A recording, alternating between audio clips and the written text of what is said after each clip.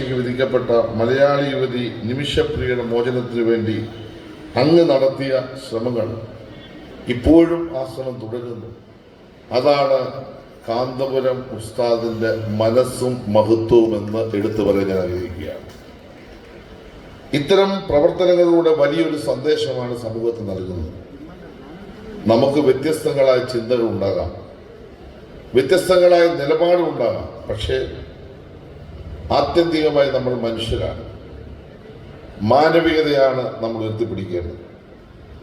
ഇവിടെ ഒരു രാഷ്ട്രീയ വേദി അല്ല എങ്കിലും ഒരു കാര്യം പറയാതെ പോകുന്നത് ശരിയല്ല.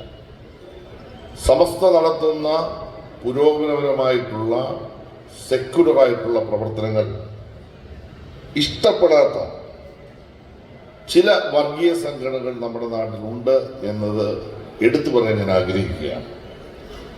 അവർ ആഗ്രഹിക്കുന്ന തരത്തിൽ കേരളത്തിലെ സാമൂഹ്യ അന്തരീക്ഷത്തെ മാറ്റി തീർക്കാൻ ഏതെല്ലാം വഴികളിലൂടെ സഞ്ചരിക്കാൻ കഴിയുമോ വഴികളിലൂടെ എല്ലാം അത്തരക്കാർ സഞ്ചരിച്ചുകൊണ്ടിരിക്കുകയാണ്. സമസ്ത മാത്രമല്ല,